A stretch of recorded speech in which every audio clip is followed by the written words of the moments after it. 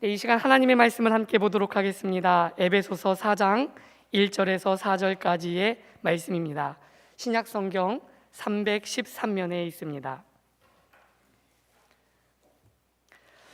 그러므로 주 안에서 갇힌 내가 너희를 권하노니 너희가 부르심을 받은 일에 합당하게 행하여 모든 겸손과 온유로 하고 오래 참음으로 사랑 가운데서 서로 용납하고 평안에 매는 줄로 성령이 하나 되게 하신 것을 힘써 지키라. 몸이 하나요 성령도 한 분이시니 이와 같이 너희가 부르심의 한 소망 안에서 부르심을 받았느니라. 아멘. 강사 목사님을 소개하겠습니다. 오늘 말씀을 전해주실 이인선 목사님께서는 감리교 신학대학교와 동대학원을 졸업하시고 현재 서울연의 마포지방 열림교회를 심우하고 계십니다. 이제 부르심에 합당하게 라는 제목으로 목자비전 스쿨 첫 번째 말씀을 전해주시겠습니다. 목사님 나오실 때에 우리 큰 박수로 함께 환영해 주시겠습니다.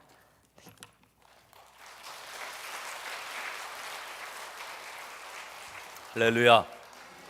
오늘 이곳에 모이신 여러분들을 축복합니다. 하나님의 은혜와 평강이 모든 우리 목자들 위해 함께 하시기를, 또 부강교회 위해 함께 하시기를 간절히 바랍니다.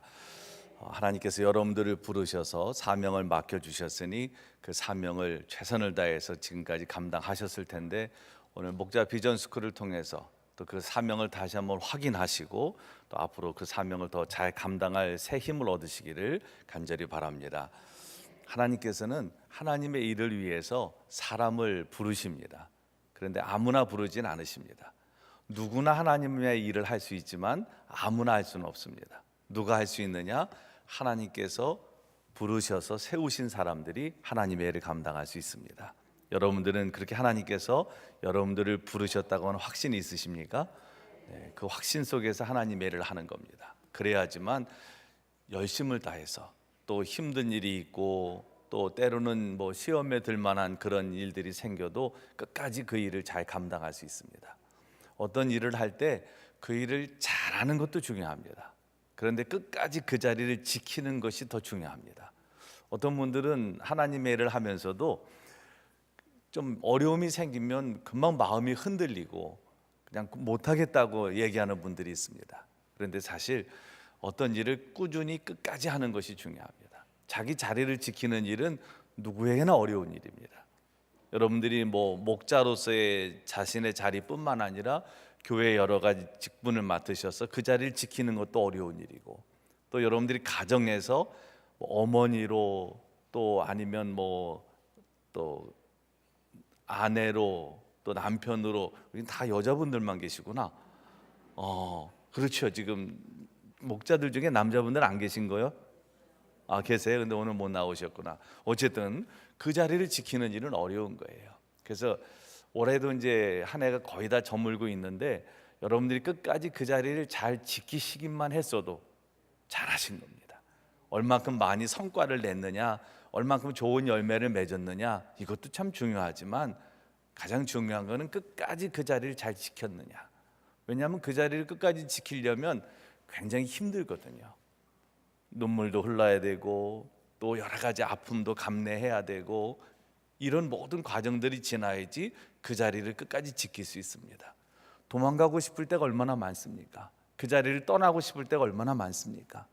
사실 엄마들도 그렇고 아빠들도 그렇고 못하겠다, 이제 더 이상 이 역할 하기 힘들다 라고 생각할 때도 있어요. 그렇지만 그 자리를 끝까지 잘 지켜내는 거, 그것이 훌륭한 또 사명을 감당하면서 하나님이 주신 그런 일을 감당하는 방법입니다. 여러분들이 끝까지 그 자리를 잘 지키셨으니 내년에도 또 잘 지키시기 바랍니다. 연말이 되면 부강교회는 그런 고민을 안 하실지 모르지만 대부분 교회들이 다 그 임원을 세우고 또 목자들을 새로 세우는 일, 또 기존에 하던 분들을 재임명하는 일에 있어서 상당히 어려움이 있습니다. 왜냐하면 연말이 되면 변화가 생겨요. 이제 저는 못하겠습니다. 올해까지만 하고 이제 더는, 습관적으로 그런 분들도 있어요. 습관적으로.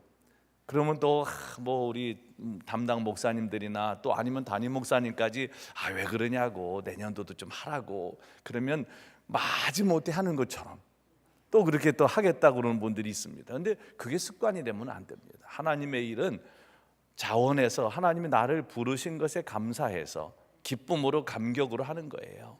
그런데 그냥 막 누군가 사정을 해가지고 마지못해 하는 것처럼 하면 그것은 온전한 사명 감당의 모습이 아니기 때문에 여러분들이 오늘 이 목자 교육에 목자 비전 스쿨에 참여한 여러분들은 목사님들이 다시 여러분들을 목자로 임명하는 일에 어려움이 없도록 기쁜 마음으로, 그렇다고 뭐 내가 또 자격도 안 되는데 꼭 하려고 하는 사람들도 가끔 있어요. 그것도 또 그거대로 어려움이 좀 있어요. 이분은 아직 때가 안 됐는데 본인을 임명 안 한다고 굉장히 서운해하는 분들도 있거든요.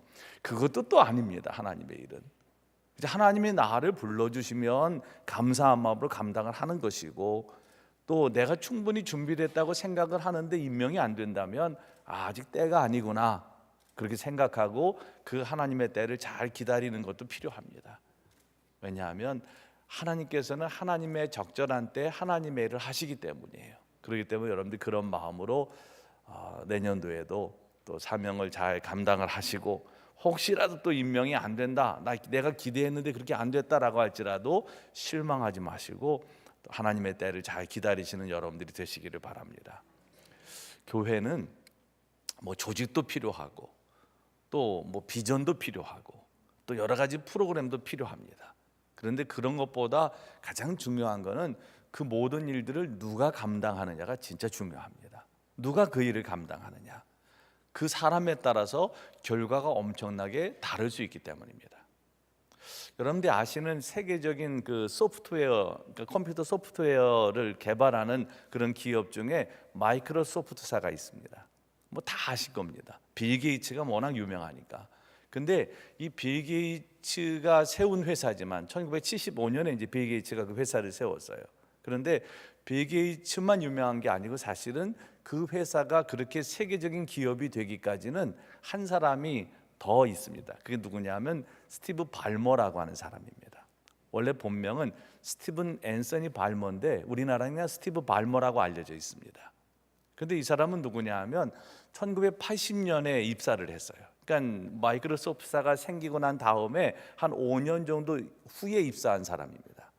30번째 그 회사 직원이 된 사람이에요.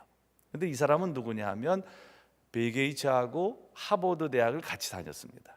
근데 빌 게이츠는 하버드 대학을 다니다가 중간에 그만두고 회사를 이제 설립을 한 거고, 스티브 발머는 하버드 대학을 졸업하고 스탠퍼드에 가서 MBA 경영학을 이제 공부하는 중에 그 빌 게이츠가 이제 자기 친구를 그 회사에 와서 같이 일하자고 부른 겁니다. 그래서 이 스탠퍼드를 중간에 그만두고 이제 MSI 입사를 하게 됩니다. 1980년도에 입사해서 주로 경영 분야를 맡아서 일을 했다고 그래요. 빌 게이츠는 기술 분야를 맡았고, 또 이 스티브 발머는 이제 경영학을 공부한 사람이니까 수학의 천재라고 그래요. 근데 이분은 경영 분야를 맡아서 그런 굴지 회사를 이제 이루게 된 거죠.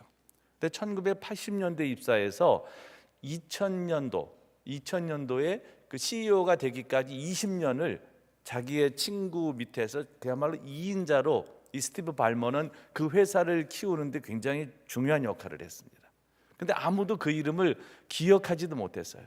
그 20년 동안 그런 사람이 있는 줄을 우리도 사실 잘 몰랐습니다. 그리고 늘 2인자 자리에서 묵묵하게 그 회사를 위해서 헌신을 했어요. 2000년에 그가 CEO가 됐을 때 20년 만에 2인자 자리에서 이제 1인자가 됐을 때, 그때 기자회견 장소에서 기자들이 물어봤습니다.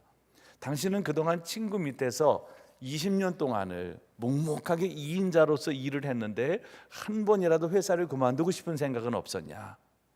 한 번이라도 2인자의 어떤 서름, 빌 게이츠 그늘 밑에서 내가 왜 이러고 있어야 되나 라고 하는 생각을 가져본 적은 없었냐?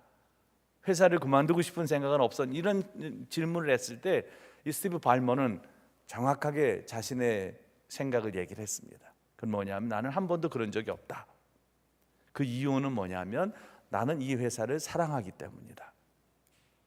그 회사를 사랑하기 때문에 나는 이 회사를 그만두겠다든지, 또 내가 뭐 남들이 알아주지 않는 것 때문에 서글프다든지 서운하다든지, 또 친구 밑에서 2인자로 있는 것이 뭐 이게 뭔가 자존심이 상한데 이런 생각을 해보지 않았다는 거예요.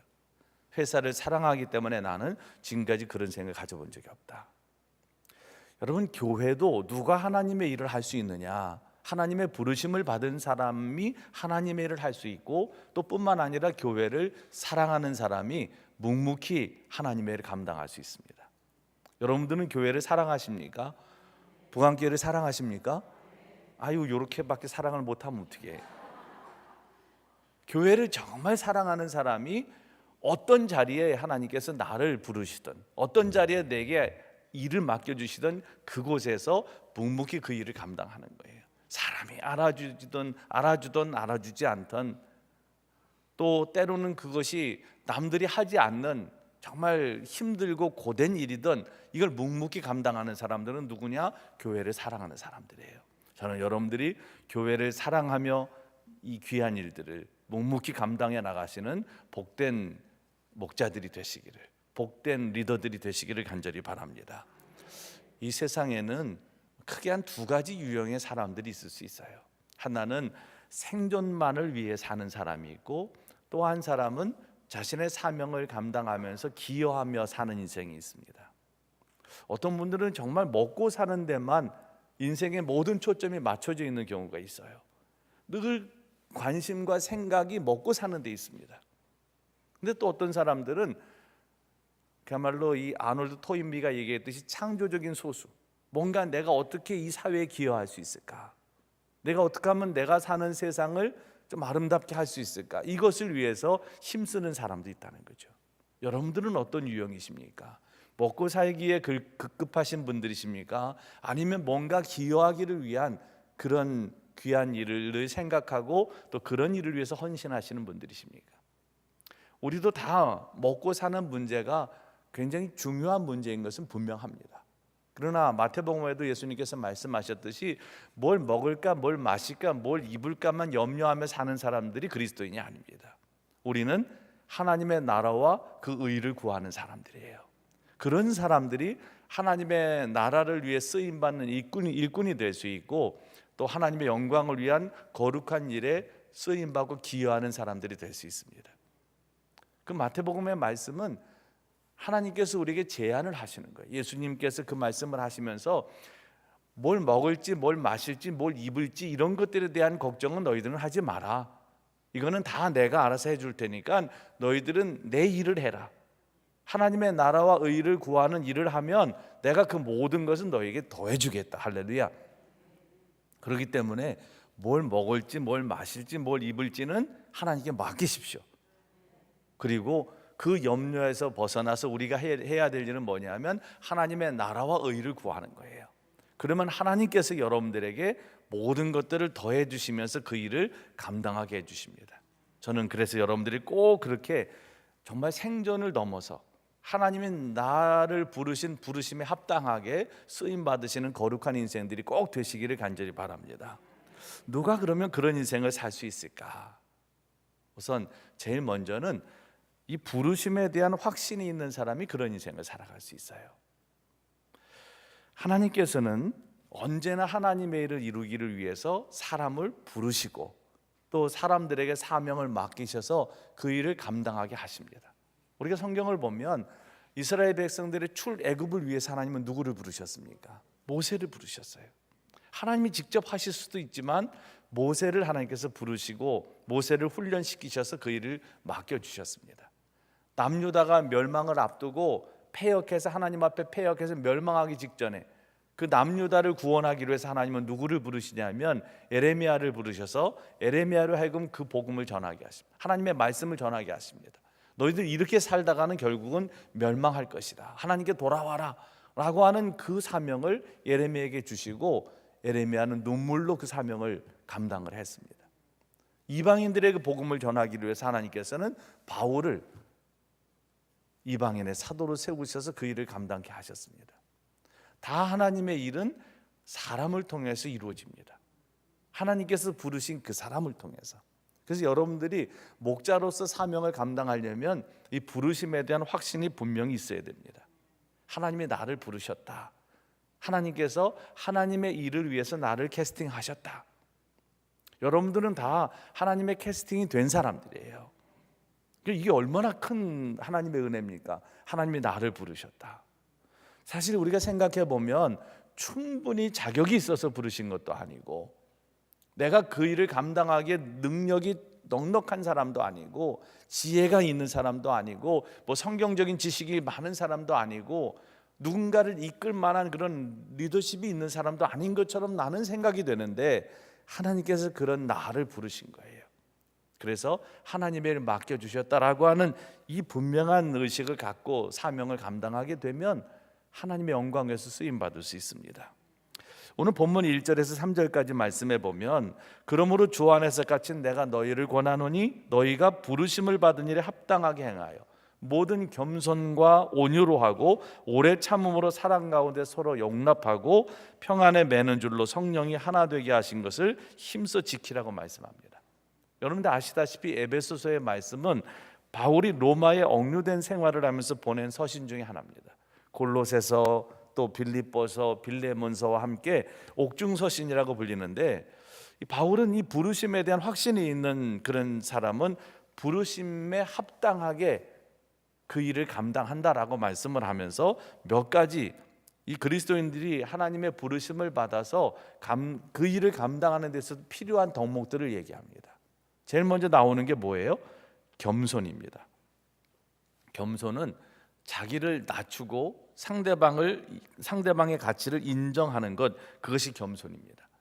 한때 좋은 교우의 관계였던 그런 사람들이 관계가 깨지는 경우들이 있어요. 왜 관계가 깨질까? 그거는 누군가 겸손하지 못했기 때문입니다. 상대방을 이용을 하려고 했다든지, 또 아니면 상대방을 함부로 대하게 되면 상처를 받게 됩니다. 늘 사람과의 관계에 있어서 방심은 금물입니다. 방심을 하게 되면 소홀하게 되고 사람들을 함부로 대하게 돼요.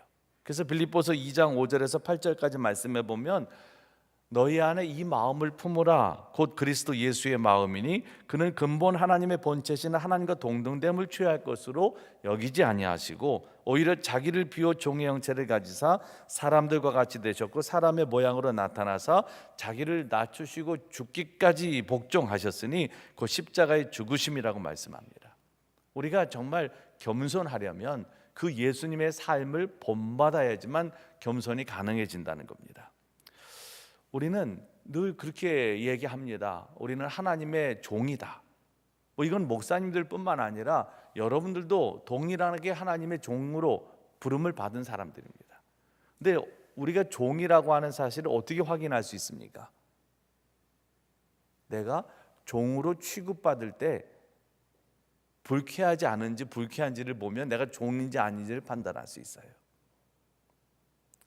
주의 종이라고 늘 목사님들을 지칭을 하는데, 그럼 종이 되려면 내가 종으로 취급받았을 때 불쾌하지 않아야 됩니다. 저는 그렇게 보면 아직 종이 아니라는 생각이 들 때가 많아요. 종으로 취급받으면 마음이 불편해질 때가 있어요. 물론 그렇게 취급하는 분들도 없지만, 혹시라도 그런 경우가 이제 조금이라도 누군가 무례하다든지 이렇게 행동을 하는 모습을 제가 겪게 되면 굉장히 기분이 상합니다. 그러면 제가 집에 돌아와서 항상 하나님 앞에 저를 돌아보면서 고백하는 게 있어요. 하나님, 저는 아직 종이 아닙니다. 말로는 종이라고 하지만 저는 아직 종이 아닙니다. 조금이라도 누군가 제게 무례하게 대할 때 종이라면 거기에 대해서 제가 화를 낼 이유도 없고 기분이 상할 아무 이유가 없어요. 그런데 그렇지 못한 거 보니까 저는 아직 종이 아닙니다. 정말 여러분, 종이 되는 일은 어려운 거예요. 그런 기도를 제가 하나님 앞에 해봤습니다. 하나님, 이제 저도 이제 목회가 한 10년 조금 더 이제 한 10여 년 남았어요. 근데 하나님, 이제 진짜 이 남은 기간은 종처럼 목회할 수 있는 곳에 좀 보내주세요. 하나님이 그걸 들으시는지 잘 모르겠지만 그 마음이 어느 날 들었었어요. 진짜 종처럼 한번 10년을 목회해보면 어떨까. 근데 지금 제가 담임하는 교회에서 그렇게 하면 되지만 그게 쉽지는 않더라고요. 오랫동안 벌써 20년을 넘게 목회를 해왔으니까. 근데 하나님, 혹시라도 다시 기회를 또 주신다면 정말 종처럼 한번 해보고 싶습니다. 근데 어느 날 그런 기도를 하면서도 또 한편으로는 제가 제 자신을 돌아보면서 야, 이게 정말 하나님 앞에 제 진실한 기도는 맞는 건가? 라고 하는 생각도 좀 들었어요. 종은 여러분 정말 종 취급을 받을 때 전혀 기분이 상하지 않고 그래 나는 마땅히 종이니까 이런 취급을 받아도 돼 라고 생각이 되면 진짜 종이 된 건데 그게 쉽지 않습니다. 아마 일평생 제가 목회를 하면서도 그 부분에 있어서는 전 종이 확실히 종이 됐습니다라고 고백하는 게 쉽지 않을 거라는 생각이 들어요. 근데 우리가 하나님 앞에서 늘 겸손한 태도로 살아가는 거, 이것이 하나님 앞에 쓰임 받기를 위해서 마땅히 가져야 할 태도입니다. 어거스틴이 초대교회의 아주 위대한 교부였던 어거스틴에게 어느 날 그의 제자가 이런 질문을 했어요. 선생님, 그리스도인들의 덕목 중에 가장 중요한 게 뭡니까? 그때 어거스틴이 겸손이다 라고 대답을 했어요. 근데 그럼 두 번째로 중요한 덕목은 뭡니까? 그때도 어거스틴은 동일한 대답을 합니다. 겸손이다. 그럼 세 번째 덕목은 뭡니까? 세 번째도 겸손이다. 어거스틴은 그리스도인들의 어떤 신앙의 덕목에 있어서 가장 중요한 게 뭐냐? 겸손을 얘기했습니다. 겸손의 반대가 뭐예요? 교만입니다. 뭐가 교만일까요? 여러분들은 교만은 뭐가 교만이라고 생각하세요? 교만은 내가 겸손하다고 생각하는 게 교만입니다. 난 겸손한 사람이야 라고 생각하는 게 사실은 교만이에요. 겸손한 사람은 자신이 겸손하다고 말하지 않습니다. 그냥 삶으로, 행동으로 그것이 나타나는 거죠. 사랑하는 여러분, 늘 여러분들은 하나님 앞에 자기 자신을 복종시키시고 정말 하나님 앞에 종이라면 종답게 그렇게 하나님을 잘 섬기시고 사람을 섬기는 여러분들이 되시기를 바랍니다. 정말 겸손하려면 하나님 앞에 드리는 예배부터가 중요합니다. 예배라고 하는 것은 한자로 말하면 예도 예, 절배자를 써요. 그러니까 하나님 앞에 우리가 드리는 예배는 이렇게 성전에 하나님 앞에 나와서 교회에 나와서 드리는 예배는 내가 예를 갖춰서 하나님 앞에 엎드리는 시간이에요. 예배는 반드시 예를 갖춰야 됩니다. 그래서 교회 예배 드리러 올 때는 여러분들의 복장에서부터 시작해서 마음가짐, 여러분들 헤어스타일 모든 것들이 다 예를 갖춰야 됩니다. 예를 갖추고 나와야 되고 그 예를 갖춰서 하나님 앞에 나와서 엎드려야 됩니다. 어떤 분들은 예는 갖추고 나왔는데 엎드리지는 않아요. 여전히 내가 살아 있어요. 근데 예배는 내가 철저하게 죽는 시간이에요. 저는 여러분들이 꼭 그런 예배를 늘 하나님 앞에 예배 드릴 때마다 드릴 수 있기를 바랍니다. 예를 갖추시고 하나님 앞에 완전히 엎드리는 거. 그렇게 하나님 앞에 예배 드린 사람들은 이제 교회에서 예배가 끝났다 그래서 예배가 끝난 것이 아니에요. 그 다음부터는 예배가 끝나고 교회 문을 나가는 그 순간부터는 이제 삶으로의 예배가 시작이 되는 거죠. 우리는 대부분 교회에서 예배가 끝나면 예배 끝났다 생각합니다. 그러나 교회에서 드리는 예배가 끝났어도 그것으로 끝난 것이 아닙니다. 이제는 그런 마음 자세를 가지고 세상에 나가서 삶이 예배가 되는, 그래서 하나님 앞에 예를 갖춰서 엎드렸듯이 이제 우리가 밖에 나가서는 다른 사람도 그렇게 대해야 되는 거죠.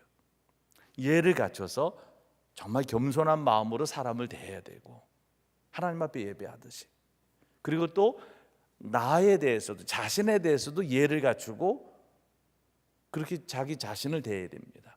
하나님 앞에 온전한 예배를 드린 사람들은 다른 사람에게도 그렇게 하지만 자기 자신에게도 그렇게 합니다. 어떤 분들은 보면 자기 자신에게는 너무 무례한 분들이 있어요. 여러분 자신에게도 예를 갖추셔야 돼요. 여러분 스스로가 여러분을 하찮게 여긴다든지 여러분 스스로를 홀대하시면 안 됩니다. 여러분 스스로를 학대하시면 안 됩니다. 여러분이 여러분 자신에게도 예를 갖춰서 나 자신을 존귀하게 여기셔야 돼요. 우리는 여기에 대해서 별로 오리엔테이션이 안 돼 있어요. 하나님 앞에 예배는 정말 예를 갖춰서 나와서 엎드려 예배를 드리고 난 다음에는 그것으로 끝납니다. 그러니까 삶의 변화가 일어나지 않아요. 밖에 나가는 순간 사람들을 그런 마음으로 대해야 되는데 그렇게 대하지 않습니다. 그리고 자기 자신을 또 그렇게 대하지 않아요. 그리고 여러분들이 하는 모든 일도 다 그렇게 예배하는 마음으로 대하셔야 됩니다. 어떤 일을 하든지 무슨 일을 하든지 이것은 하나님이 내게 주신 그런 귀한 소명이다 라고 생각하시고 여러분들이 하시는 모든 일들을 다 귀하게 여기셔야 돼요. 그리고 정말 하나님 앞에 예를 갖춰 엎드려 예배를 드렸듯이 그렇게 여러분들에게 맡겨진 일들을 감당을 하셔야 됩니다. 그러면 거기에 놀라운 하나님의 역사들이 나타나게 돼요. 우리가 하나님 앞에 쓰임 받기를 위해서 정말 여러분들이 부르심에 합당하게 살려면 늘 겸손한 마음을 가지시기 바랍니다. 또 두 번째로 필요한 것은 온유입니다. 온유는 뭡니까? 친절하고 너그러운 거예요. 자기 권리를 주장하지 않고 다른 사람을 배려하는 마음이 온유입니다. 우리가 온유 그러면 대부분 좀 연약한 이미지를 떠올려요. 근데 온유는 연약한 것이 아닙니다. 온유는 힘이 통제된 거예요. 야생마가 있습니다. 근데 그 야생마를 잘 길들여서 사람이 이렇게 탈 수 있는, 사람이 뭔가 컨트롤할 수 있는 준마가 되는 이 모든 것들이 다 온유에 해당되는 말입니다. 그러니까 여전히 그 야생성은 있어요. 그렇지만 그 힘이 통제되는 겁니다. 그것이 온유한 거예요. 여러분들은 그런 면에서 본다면 온유하십니까? 하나님의 일을 하려면 온유한 성품을 가지고 있어야 돼요. 그래서 교회 일도 하다 보면 막 그냥 세상에서 나오던 그런 어떤 성질이 막 그냥 분출되는 분들이 있어요. 근데 교회 와서는 그렇게 하는 건 가장 바보 같은 행동입니다. 자기 스스로가 통제되질 않아서 교회에 와서도 막 혈기를 부리고 막 화를 내고 소위 말하는 세상적으로 말하면 막 나대는 분들은, 이 통제가 안 되는 분들은 온유한 것이 아니에요. 사실 이제 목장도 매년 편성을 하나요? 그렇지 않고 오랫동안 유지를 하시나요?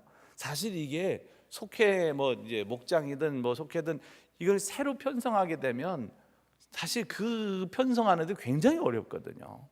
그걸 위해서 목자들의 의견도 청취해야 되고 또 여러 가지 상황들, 관계들 다 고려해서 사실은 이제 그 목장에 이제 그 목원들을 이제 쭉 만들잖아요. 제가 용어가 익숙하지 않아서 그러니까 이해해 주십시오. 저희는 속해기 때문에 용어가 익숙하지 않으니까 제가 자꾸 그 언어를 좀 생각하면서 말하다 보니까, 근데 어쨌든 그렇게 편성을 할 때, 목장 편성을 할 때 이게 생각보다 쉽지 않은 거예요. 엄청 어려운 작업입니다. 그래서 연말에 당회전에 이제 쭉 공고를 하게 되면 거기에 대해서 사람들이 어떤 분들은 그냥 받아들이는 분들이 있지만 어떤 분들은 굉장히 거기에 대해서 반응을 좀 아주 불편하게 하는 분들이 있어요. 전혀 그런 게 아닌데 나만 미워한다고 그러고 내가 이렇게 없이 산다고 나를 무시한다고 그러고 내가 혼자 산다고 나를 이렇게 대한다고 그러고, 그건 전혀 그렇지 않거든요. 교회가 여러분 없다고 홀대하고 혼자 산다고 무시하는 곳입니까? 그런 곳은 아니거든요, 전혀. 근데 자기 스스로가 그런 마음을 자꾸 갖는 거예요. 그러면서 막 거기에 대해서 사람들 앞에서 화를 내고 이러는 거는 정말 그 사람의 미숙함을 드러내는 거예요. 온유함은 혈기가 그대로 내 안에 있습니다. 사실 사람은 그렇게 쉽게 변하지는 않아요. 그렇지만 그것이 잘 컨트롤되는 거예요. 통제되는 겁니다. 그래서 그런 어떤 혈기가 이게 막 밖으로 분출되는 게 아니고 이게 다스려지는 상태, 이게 온유함이에요. 자메이카 선교사가 이 원주민들에게 온유에 대한 설명을 하고 난 다음에 너희들의 언어로 그러면 이걸 한번 설명을 해봐라 그랬더니 이렇게 얘기를 했대요. 사나운 질문에 부드럽게 대답하는 거, 이게 온유다. 사나운 질문에 부드럽게 대답하는 거. 가끔 사나운 질문을 우리한테 하는 사람이 있어요. 너 왜 그랬어? 막 이러면서 그렇게 말 안 해도 되잖아요. 왜 그러셨어요? 이래도 되는데 굉장히 사납게 막 이렇게 얘기하는 사람들이 있어요. 그럴 때 부드럽게 대답하는 게 온유라는 거죠. 그럼 여러분들이 이제 교회 와서 예배드리고 집에 가면 교회 나오지 않는 남편들은 주일날 이제 와서 점심을 알아서 잘 차려 드시죠. 남편들이 그래도 예전보단 많이 나아졌는데 그래도 아직까지도 아내를 기다리는 그런 남편들이 있잖아요. 훈련이 안 된 분들, 혼자 밥을 못 해 먹는 분들이 있어요. 그러면 교회 갔다 오면 아니 아내도 예배드리고 이제 은혜가 충만해서 집에 왔는데 오자마자 남편이 왜 이제 와? 남편 굶어 죽이려고 뭐 이러면서 막 사납게 얘기를 할 때 그때 여러분들은 어떻게 하십니까? 대부분 우리가 그리스도인이지만 누가 상대방이 사납게 하면 나도 사납게 나가요. 아니 그것도 못 차려 먹냐고, 그 뱃속엔 거지가 들어있냐고, 아침에 그렇게 먹고 뭘 또 지금 뭐 이렇게 되면 이제 이게 굉장히 어렵잖아요. 관계도 불편해지고 좀. 근데 온유함이라는 건 뭐냐? 사나운 질문을 누군가 했을 때 부드럽게 대답하는 거. 그럼 이러면 사람이 이렇게 막 화가 나서 누가 세게 얘기를 했어도 부드럽게 대답을 하면 상대방도 약간 이제 이렇게 좀 수그러들게 돼요. 근데 같이 막 맞짱을 뜨게 되면 이게 어려워요. 온유함은 바로 그런 겁니다. 힘이 통제가 되는 거예요. 저는 여러분들이 꼭 그런 성품을 갖게 되시기를 바랍니다. 리더들은 특히 그러셔야 됩니다. 리더들은 자꾸 큰 소리로 어떤 일을 하려고 하시면 안 돼요. 큰 소리를 내면서 막 뭔가, 사실 우리 김상현 감독님 훌륭하신 게, 저는 지금까지 김상현 감독님이 크게 뭐 이렇게 사람들하고 소리치며 싸우는 걸 본 적은 없어요. 그냥 그렇게 뭐 큰 일도 이렇게 대수롭지 않게 생각을 하시면서 잘 풀어가시더라고요. 근데 한번 자꾸 언성이 높아지는 것들이 이것도 습관이 되면 안 됩니다. 그럼 계속 그렇게 돼요. 저는 온유함을 여러분들이 꼭 갖게 되시기를 바랍니다. 그리고 또 세 번째 덕목은 오래 참음입니다. 이거는 다른 사람의 약점을 포용하며 참는다고 하는 뜻이 있어요. 여러 사람과 함께 일하다 보면 다른 사람이 하는 일이 못마땅해서 짜증이 나고 화가 날 때가 있는데, 그럴 때 화를 내고 짜증을 내면 관계가 깨집니다. 그래서 오래 참는 것이 필요해요. 17세기 프랑스의 경건주의 운동을 이끌었던 잔느 규영은 영적 생활에 있어서 이 오래 참는 것이 참 중요하다라고 하는 얘기를 하면서 세 대상에 대해서 오래 참아야 된다고 얘기합니다. 우선 하나는 자기 자신에 대해서 오래 참아야 된다. 자기 자신에 대해서. 두 번째는 이웃에 대해서 오래 참아야 된다. 그리고 세 번째는 하나님께 대해서 오래 참아야 된다. 이해가 가시나요? 나 자신에 대해서도 오래 참으셔야 돼요. 답답하시죠, 어떤 때는. 나는 왜 이렇게 변화가 되지 않을까? 근데 여러분 자신에 대해서도 오래 참으셔야 돼요. 사실 가장 변화에 있어서 왜 나는 이렇게 안 변할까가 답답한 게 자기 자신입니다. 물론 상대방이 안 바뀌는 것도 답답하지만 내가 안 바뀌는 게 정말 답답할 때가 많아요. 근데 여러분, 이 변화라고 하는 것은 그렇게 하루아침에 확 바뀌지 않습니다. 우리는 굉장히 드라마틱하고 자극적인 것을 좋아합니다. 그러다 보니까 뭔가 교회 나오면 사람이 확 바뀌기를 바래요. 근데 여러분, 예배 한두 번 드렸다고 교회 1, 2년 다녔다고 사람이 변하지 않습니다. 10년, 20년을 신앙생활을 해도 여전히 우리는 그렇게 큰 변화를 느끼지 못할 수도 있어요. 그러나 한 가지는 분명합니다. 변화가 이미 시작됐다는 거, 그리고 지금 서서히 계속 변화되고 있다는 거, 이건 확실해요. 그런데 확 바뀌는 거, 그건 쉽지 않습니다. 그러니까 자기 자신에 대해서도 좀 잘 참으셔야 됩니다. 그리고 이웃에 대해서도 오래 참으셔야 되고, 뿐만 아니라 하나님에 대해서도, 하나님 왜 이거를 해결 안 해주십니까? 왜 하나님 제게는 이렇게 좀 저를 잘 돌보지 않으시는 것처럼, 저를 홀대하시는 것처럼 하나님 왜 이렇게 대하십니까? 왜 하나님 이런 일들을 이렇게 오래도록 참으십니까? 근데 여러분, 하나님은 하나님의 때 하나님의 일을 반드시 하십니다. 그 때를 기다리며 사는 것이, 그게 하나님의 사람들이에요. 반드시 하나님은 하나님의 때 하나님의 일을 하나님의 방법으로 이루십니다. 그러니까 하나님을 향해서도 오래 참고 기다리셔야 돼요. 지금 이제 대림절이 시작돼서 예수님을, 2000여 년 전에 오셨던 예수 그리스도를 기억하고 지금도 여전히 성령님을 통해서 우리와 함께 하시는 예수님과 동행하며 다시 오실 예수님을 기다리는 절기가 이 대림절입니다. 그런데 예수님의 오심도 이게 언제 이루어질지 모르잖아요. 그러니까 하나님께서 오래 참고 지금 기다리고 계시기 때문에 우리들도 하나님에 대해서 그렇게 오래 참아야 됩니다.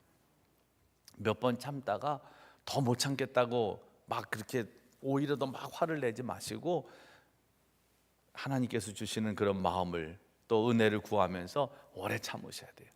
잘 못 참을 것 같으면 차라리 정중하고 좀 조용히 얘기를 하시는 게 나아요. 이웃을 향해서도 그렇고. 대부분 우리가 좀 잘못된 습관 중에 하나는 내가 3번까지만 참겠다, 횟수를 정하는 거예요. 근데 1번 참았어, 2번 참았어, 그리고 3번째는 이제 더 못 참고 이게 폭발을 하게 되는. 근데 여러분이 횟수를 정하시면 안 됩니다. 그냥 끝까지 참으셔야 돼요. 오래 참는다는 건 뭡니까? 횟수가 제한이 없는 거예요. 우리의 힘으로는 안 되니까 절대적으로 하나님의 도우심이 필요합니다. 그 다음에 또 하나는 용납입니다. 용납은 뭐냐면 나와 성격이 다르고 마음이 맞지 않고 의견이 다른 사람들을 품을 수 있는 너그러움입니다. 오늘 본문 말씀에 보면 그냥 용납하는 게 아니고 사랑 가운데 서로 용납하라 이렇게 말씀을 해요. 상대방의 모습을 있는 그대로 사랑 가운데 그것을 수용하라고 하는 겁니다. 인간관계에 문제가 생기는 이유는 뭐냐면 상대방이 내 마음에 안 들기 때문이에요. 대부분 이것 때문에 어렵습니다. 목장에서도 상대방이 내 마음에 안 들면 이게 어려움이 생겨요. 그래서 상대방이 변하기를 바라지만 생각해 보면 상대방이 내 마음에 안 든다고 하는 것은 내 마음이 그만큼 좁다고 하는 거예요. 내 마음이 그만큼 좁아서 그 사람을 품을 수 있는 공간이 없다는 거죠. 그러니까 우리는 누군가 내 마음에 안 든다고 말하는 것은 상당히 부끄러움을 드러내는 거라는 것을 기억하셔야 돼요. 그만큼 내 마음이 좁다는 것을 드러내는 거니까. 그래서 여러분들이 누군가의 잘못에 대해서 용서를 구하면 그거를 좀 잘 받아들여 주시기를 바랍니다. 누군가 여러분들에게 잘못을 좀 용서를 구하면 잘못한 거는 알아? 그럴 걸 왜 그렇게 했어? 이렇게 말하지 마시고 그냥 잘 받아들여 주시는 거. 이런 것들이 용납입니다. 사람을 있는 모습 그대로 받아주는 거. 근데 우리는 대부분 너 이거 바꾸면 받아줄게, 너 이거 바꾸면 내가 너랑 만날 수 있어, 너 이거 바꾸면 내가 너랑 친해질 수 있어, 이렇게 자꾸 조건을 겁니다. 용납은 그 사람 모습 있는 그대로를 받아주는 거예요. 하나님께서 우리를 그렇게 하셨듯이. 여러분 교회 나올 때 하나님께서 너 이거 바꾸고 나와 라고 말씀하셨습니까? 그냥 우리의 있는 모습 그대로, 깨어진 마음, 또 죄가 많고 더러워진 그런 삶 그대로 가지고 우리가 하나님 앞에 나왔잖아요. 그런 우리를 하나님께서 용납해 주시고 하나님의 자녀를 삼아 주셨으니까 우리들도 다른 사람들에 대해서 그렇게 용납하는 마음이 필요합니다. 그럴 때 우리는 정말 하나님의 부르심에 합당하게 살아갈 수 있어요. 그리고 그렇게 살려면 늘 예수님이라면 어떻게 하셨을까를 생각하셔야 됩니다. 예전에 그런 걸 많이 했었어요. 이렇게 팔찌 같은 걸 만들어서 가드도 지저스도 그래서 파드도 지저스도 WWJD 그래서 파드도 지저스도 그래서 이렇게 그 팔찌를 만들어서 예수님이라면 어떻게 하셨을까를 늘 생각했던 적이 있어요. 근데 여러분들도 매 순간순간 예수님이라면 어떻게 하셨을까? 파더도 지저스도 예수님이라면 어떻게 하셨을까? 이거를 항상 생각하면서 삶을 살아가실 수 있기를 바랍니다. 그러면 우리가 완벽하게 그렇게 사는 건 어렵지만 그래도 예수님을 끊임없이 닮아가는 삶이 가능해질 수 있어요. 꼭 기억하십시오. 오늘 말씀처럼 겸손함으로, 온유함으로, 또 오래 참음으로, 또 사랑 가운데 서로 용납함으로 여러분들 하나님의 일을 이루어 가실 수 있기를 간절히 바랍니다. 그리스도인은 하나님께서 나를 부르셨다고 하는 이 확신 속에서 하나님의 일을 하는 사람들이에요. 또 뿐만 아니라 우리가 이렇게 하나님의 일을 제대로 감당하는 사람들이 되려면 자신의 은사를 잘 발견하고 활용하는 사람이 되셔야 됩니다. 오늘 이 4장 7절 말씀에 보면 이런 말씀이 있어요. 우리 각 사람에게 그리스도의 선물의 분량대로 은혜를 주셨다. 은사라고 하는 것은요, 기프트입니다. 그러니까 은사는 헬라어로 말하면 카리스마인데, 이 은혜라고 하는 말은 그 카리스예요. 그냥 이 어원이 같은데 이게 선물이라고 하는 의미가 담겨져 있어요. 그러니까 우리에게 주신 은사는 하나님의 선물입니다. 여러분들에게도 그 하나님의 선물이 주어져 있어요. 여러분들의 은사는 뭡니까? 자신의 은사를 발견한 분들도 있고 자신의 은사를 발견하지 못한 분들도 있는데, 은사는 크게 세 가지로 확인할 수 있어요. 우선 하나는 뭐냐 하면, 이게 내가 좋아하는 일인가를 통해서 은사를 확인할 수 있어요. 또 내가 잘할 수 있는 일인가를 통해서 은사를 확인할 수 있어요. 그리고 또 옳은 일인가를 통해서 은사를 확인할 수 있어요. 여러분들이 일단 좋아하는 게 은사입니다. 내가 뭐 청소를 좋아한다, 그럼 그거 은사예요. 내가 찬양하는 것을 좋아한다, 그럼 그것도 은사입니다. 그런데 여기에는 한 가지가 필요하죠. 뭐냐면 좋아하지만 잘할 수 있어야 됩니다. 그래서 찬양이 은사가 아닌 분들은 항상 찬양을 할 때 한마디를 합니다. 가사에 은혜 받으시기 바랍니다. 이런 분들은 찬양이 은사는 아닌 분들이에요. 좋아는 하지만 잘하지는 않는 거예요. 우리 교회 솔리스트들, 그러니까 이 성악을 전공한 친구들은 절대로 이 찬양하면서 가사에 은혜 받으라고 하는 얘기 안 합니다. 그 말을 할 필요가 없는 거예요. 자기네는 이미 그것이 전공자고 재능이기 때문에. 그러니까 은사라고 하는 것은 내가 좋아하고 잘하는 거예요. 그 다음에 옳은 것이어야 됩니다. 그럼 그건 은사예요. 근데 하나님께서는 하나님의 사람을 부르셔서 하나님의 일을 하시는데, 반드시 그 부르신 사람들에게 하나님께서 은사를 주세요. 그래서 그 일을 감당하게 하십니다. 하나님의 부르심은 부르심으로 끝나는 것이 아니고, 하나님께서는 그 부르심에 대해서 책임을 져주신다는 거예요. 하나님이 나를 부르셨으면 그 부르심에 합당하게 은사도 주십니다. 목자로 부름을 받으셨을 때, 저는 못합니다, 저는 할 줄 아는 게 없습니다. 하나님께서 부르셨으면 그 할 줄 아는 게 없어도 순종을 하시면 하나님께 주십니다. 지혜도 주시고 능력도 주시고, 또 말씀을 가르칠 수 있도록 하나님께서 우리 입술에 하나님의 말씀을 주세요. 그러니까 여러분들이 하나님이 나를 부르셨을 때는 우리가 해야 될 일은 뭐만 하면 되냐면 순종만 하면 됩니다. 하나님, 제가 부족하지만 하나님의 부르심에 순종하겠습니다. 그러면 하나님께서 은사를 주세요. 그리고 하나님의 은사는 로마서 11장 29절에 보면 하나님의 은사와 부르심에는 후회함이 없다 말씀하십니다. 하나님께서는 우리를 부르시고 또 우리에게 은사를 주셔서 하나님의 일을 하게 하시는데 조금도 후회하지 않으세요. 이 사람을 괜히 불렀어, 이렇게 생각 안 하신다는 거예요. 하나님께서 부르셨으면 부르신 사람들에게 은사를 주시고 그 사명을 감당케 하신다, 이런 확신을 가지시고 하나님을 의지해서 여러분들에게 주신 모든 사명을 잘 감당하실 수 있기를 바랍니다. 또 뿐만 아니라 자신의 사명을 분명히 깨달은 사람이 생존을 넘어 쓰임받는, 부르심에 합당하게 쓰임받는 사람이 될 수 있습니다. 프랑스 계몽주의 사상가였던 루소는 그런 얘기를 했습니다. 사람은 세상에 두 번 태어난다. 한 번은 생존을 위해서 태어나고, 또 한 번은 일하기를 위해서 태어난다. 한 번은 존재하기 위해서 태어나고, 또 한 번 태어나는데 또 한 번 태어나는 것은 일을 하기 위해 태어난다는 거예요. 그러니까 존재하기를 위해서 태어나는 것뿐만 아니라 사람은 일을 하기를 위해서 태어난다는 거죠.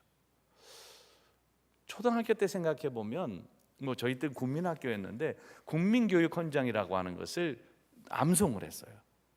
국민교육헌장을 이제 암송을 못하면 이제 손바닥 맞으니까 열심히 암송을 했습니다. 근데 국민교육헌장을 암송할 때 저도 초등학교 때니까, 국민학교 때니까 그게 무슨 뜻인지 잘 모르지만, 그래도 우리는 민족 중흥의 역사적 사명을 띠고 이 땅에 태어났다라고 하는 거를 이렇게 외우다 보면 정말 이렇게 이 주먹에 힘이 들어갔어요. 민족 중의 역사적 사명이 뭔지는 잘 몰라요. 그렇지만 뭔가 엄청난 것 같아. 우리는 민족 중의 역사적 사명을 띠고 이 땅에 태어났다. 내가 이 땅에 태어난 것이 그냥 단순히 존재만 하기를 위해서 태어난 것이 아니고 뭔가 내게 주어진 미션이 있다는 거죠. 누구에게나 다 그것이 있습니다. 여러분들이 이 세상에 태어난 이상 그냥 태어나는 것, 존재하는 것으로만 끝나는 것이 아니고 반드시 여러분들에게는 주어진 사명이 있다는 거예요. 그리고 그 사명을 발견하며 살아갈 때 우리는 하나님 앞에 쓰임받는, 또 기여하며 살아가는, 그리고 하나님의 부르심에 합당하게 살아가는 인생이 될 수 있습니다. 그렇다면 사명을 어떻게 확인할 수 있을까요? 사명은 크게 한 3가지 정도로 확인할 수 있어요. 우선 사명은 제일 먼저는 내가 다른 사람보다 조금이라도 더 가지고 있는 것은 다 사명이 됩니다. 내가 다른 사람보다 조금이라도 더 가지고 있는 것. 내가 다른 사람보다 돈이 조금 더 많아요.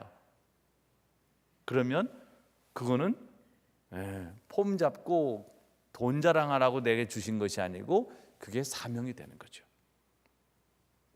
우리 교회 장로님 한 분은 지금은 이제 원로가 되셔가지고 연세가 많으신데 아주 사업이 정말 너무 잘 됐어요. 막 사업이 너무 잘 되다 보니까 문득 두려운 마음이 들었대요. 하나님 왜 그렇게 많이 주십니까? 그래서 하나님 앞에 엎드렸다는 거예요. 하나님 앞에 무릎을 꿇은 겁니다. 하나님 왜 이렇게 많이 주십니까? 저는 여러분들이 꼭 이 복을 받게 되시기를 축복합니다. 얼마나 멋있어요, 그죠? 하나님 왜 이렇게 많이 주십니까? 대부분은 하나님 왜 이렇게 안 주십니까? 하나님 왜 저는 이렇게 안 주십니까? 이러는데 그 장로님 하나님 왜 이렇게 많이 주십니까? 우리가 사실은 땀 흘리고 애쓰고 수고해서 조금 수입을 얻게 되면 그거는 내가 한 거라고 생각해요. 그러나 너무 많이 주시면 그건 사명으로 연결이 돼요. 무릎 꿇게 되죠. 하나님 왜 이렇게 많이 주십니까? 그래서 우리 교회가 생겼고 그때부터 또 농어촌 백교회 선교를, 미자리교 백교회 선교를 교회 개척하면서 시작을 했고, 감리교 신학대학에 웨슬리 체프를 지었고, 수없이 많은 곳에 선교를 하면서 그렇게 쓰임을 받게 됐어요. 그 장로님이 얼마나 헌신을 많이 하시는지 그렇게 많은 일들을 감당해 왔습니다. 그런데 하나님이 우리에게 주신 물질, 이게 뭐 정말 내가 무릎을 꿇을 만큼 왜 이렇게 하나님 많이 주십니까? 라고 하는 것도 사명이 되지만 내가 다른 사람보다 조금이라도 더 있으면 그건 사명이 되는 거예요. 그리고 또 내가 다른 사람보다 재능이 조금 더 많다, 그럼 그것도 사명이 됩니다. 여러분들의 재능을 가지고 하나님을 위해서 쓰임 받으셔야 돼요. 내가 다른 사람보다 조금 더 많이 배웠다, 그러면 그건 학보를 자랑하라고 주신 게 아니고 사명을 감당하라고 주신 거예요. 또 내가 다른 사람보다 경험이 좀 많다라고 하면 그것도 사명이 되는 거예요. 또 내가 다른 사람보다 시간이 좀 더 많다, 그럼 그것도 사명이 됩니다. 시간 많은 거는 자꾸 숨기려고 그래요. 괜히 사람들이 아유 저 사람은 백수인가 봐, 이런, 여러분 백수들이 하나님 앞에 쓰임 받을 수 있어요. 시간이 많으시면 여러분 그런 시간에 괜히 공원 배회하지 마시고 교회 오셔서 뭐 할 일이 없는지, 교회는 항상 할 일이 많거든요. 그러니까 시간이 많으시면 그것도 사명이 됩니다. 내가 조금이라도 시간이 많으면 그것도 사명으로 여기고 하나님 앞에 쓰임 받으시기를 바랍니다. 사명은 내가 다른 사람보다 조금이라도 더 가지고 있는 것. 그 다음에 사명은 뭐냐? 아픔이 사명입니다. 아픔. 우리는 살다 보면 여러 가지 아픔을 경험하게 됩니다. 그런데 그 아픔도 사명이 될 수 있어요. 우선 여러분, 그 질병, 내가 질병으로 인한 아픔이 있어요. 그런데 그 질병으로 인한 그 아픔을 겪은 사람에게 그 질병이 어떻게 사명이 될까요? 누군가 아픈 사람이 생겼을 때 그 사람에게 가서 자기의 간증을 하면서 내가 이렇게, 나도 이렇게 힘들었고 이런 질병으로 지금 고생하고 있는데 하나님이 나를 살리셔서 살고 있다. 우리 집사님 중에 한 분이 그 경동솔라라고 그 대기업의 이사예요. 근데 예전에 이제 지금은 이제 퇴직했는데 예전에 이사였을 때 이분이 이 후두암 갑상선암을 이제 걸린 거예요. 젊었을 때.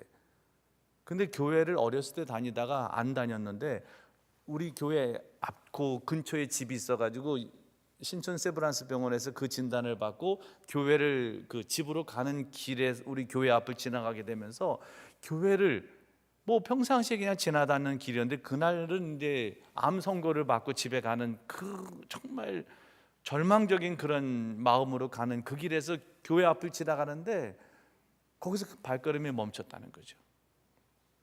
오랫동안 잊고 살았던 하나님, 오랫동안 접었던 믿음, 신앙, 갑자기 그 앞에 섰는데 눈물이 막 왈칵 쏟아지더라는 거죠. 그래서 그 앞에 서서 기도를 하고 예배 시간을 이제 이렇게 확인을 하고 난 다음에 그 다음 주일날 교회를 와서 예배 참석을 하게 됐대요. 그런데 예배를 드리는데 뭐 교회 나왔으니 뭐 예배 시간 내내 막 이제 눈물을 흘리고 계속 우는 거죠. 본인의 상황과 처지가 정말 이게 너무 힘들기도 하고 절망스럽기도 하고 또 이제서 하나님을 찾다니 뭐 이런 여러 가지 마음들이 복합적으로 들어서 내내 울다가 이제 예배 시간 내는. 그러니까 뭐 교인들이 보니까 어떤 젊은이가 와가지고 계속 울면서 예배를 드리니까 이제 사연도 궁금하고 그래서 물을까 그러다가 그날은 이제 묻지를 않고 그 다음 주에 또 왔는데도 또 그렇게 하염없이 우니까 이제 물어봤다는 거예요. 그랬더니 이제 자기 사정 얘기를 하더라는 거예요. 그래서 교회가 그때부터 함께 기도를 했습니다. 제가 담임자로 오기 전이에요. 함께 기도를 하고 그러면서 항암 치료를 이제 수술을 받고 항암 치료를 받고 제가 왔더니 3년 정도 지난 거예요. 3년 정도 지났어요. 근데 그래도 많이 이제 치료가 되고 뭐 5년 이상 이제 지나면 거의 완치가 된다니까. 근데 이 목에 아직도 상처가 있어서 항상 와이셔츠 좀 높이 올라오는 와이셔츠를 입고 그래요. 근데 어느 날 저에게 그러는 겁니다. 목사님, 혹시라도 그 환자들 신방 가실 일이 있으면 저를 좀 불러주세요.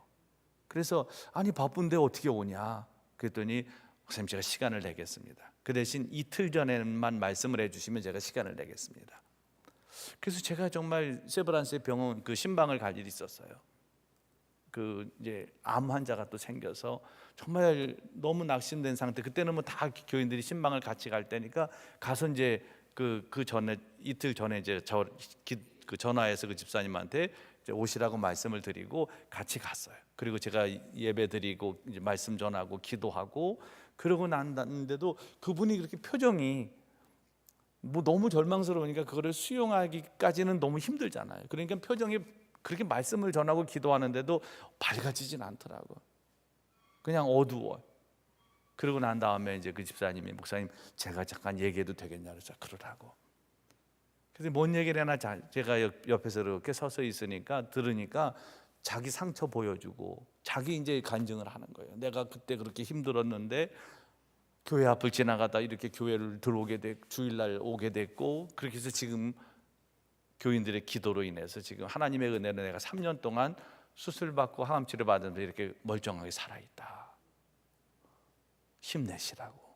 그러니까 이분이 그냥 환자가 다 우는 거야. 말하는 집사님도 울고 그 병상에 있는 그 우리 교우도 눈물이 주룩주룩 흐르고 저도 옆에서 들으면서 눈물이 나고. 그래서 이게 사명이 되는구나. 멀쩡한 사람들이 가가지고 예수님을 의지해서 힘내라고 해도 힘 안 나요. 근데 그런 아픔이 있는 분들이 가서 위로하면 힘이 됩니다. 그러니까 아픔이 사명이 되는 거예요. 사별한 가정에 가서 누가 위로자가 돼줄 수 있겠어요? 남편을 잃고 슬픔에 빠져 있는 정말 어린 아이들 데리고 이걸 어떻게 살아야 되나 막막한 상황에서 누구도 위로자가 되기를 어려워요. 그럴 때 사람들은 굉장히 일반적인 얘기를 하죠. 예수님께서 함께 하실 거야. 하나님이 함께 하실 거야. 성령께서 도와주실 거야. 예수님을 신랑 삼아서 그렇게 살아. 정답이죠. 그러나 위로는 되질 않아요. 그게 맞는 얘기지만 그 당시에는 그게 그렇게 그 권면이 그 마음을 적시진 못해요. 그때도 사별한 지 얼마 안 되는 분이 손 꼭 잡으면서 내가 그 마음 알아. 서로 그냥 눈만 마주 보면서도 눈물이 나는 거죠. 그 마주 잡은 손에서 마음이 전달이 되는 거죠. 그러면 위로가 되는 거예요. 그러니까 여러분, 아픔도 사명이 돼요. 여러분들에게 하나님이 아픔을 주셨다면 하나님 왜 내게 이렇게 하셨어요? 라고 불평하기보다는 그게 사명이구나 라고 생각하고 그 사명을 감당하실 수 있기를 바랍니다. 실직, 실패, 시련 다 사명이 돼요. 그 다음에 또 사명은 뭐냐? 부담감이 사명입니다. 부담감. 하나님이 내게 주신 부담감. 왜 다른 사람은 하나도 그런 부담을 안 갖는데 나만 부담을 가질까? 이건 사명이 되는 거예요. 교회도 이렇게 둘러보면서 괜히 내 눈에만 들어오는 것들이 있어요. 어떤 때는 저게 좀 오래됐는데, 뭐 스피커를 보면서도 저 스피커가 좀 오래된 것 같은데, 이러면 내 눈에만 그게 보이고 자꾸 그게 마음의 부담으로 오면 그게 사명인 거죠. 그러면 여러분들이 그걸 위해서 헌금을 하신다든지, 그러면 사명을 감당하는 일이 돼요. 근데 어떤 때는 그런 마음이 들어오는데도 우리가 스스로를 제어하는 거죠. 야, 네가 왜 그 걱정을 해? 교회에서 다 알아서 할 텐데. 넌 걱정하지 마. 너 걱정하지 마. 네가 걱정할 일 아니야. 근데 여러분들에게 그런 마음을 하나님이 주셨다면 그건 사명인 거예요. 교회를 지나가다가 유난히 청소가 안 된 부분이 자꾸 내 눈에 들어와. 그럼 어떻게 해야 됩니까? 빗자루 들면 되죠. 그러나 우리가 그게 내 눈에만 들어오고 다른 사람은 다 지나가는데도 못 보는데 내 눈에만 들어오면 그게 사명인 거예요. 그럼 그거 빗자루 갖다가 쓸고 청소를 하면 되는데, 우리는 때로는 그런 부담감을 하나님이 주셔도 안 하죠. 뭐 교회 다 하는 일하는 사람들이 있는데. 하나님이 부담을 주신다면 그건 사명이 돼요. 여러분들이 어떤 부담을 주시든 거룩하게 받으시고 그 부담을 감당을 하실 수 있기를 바랍니다. 그러면 그게 사명에 대해서 하나님께 쓰임받는 거룩한 인생이 되실 수 있습니다.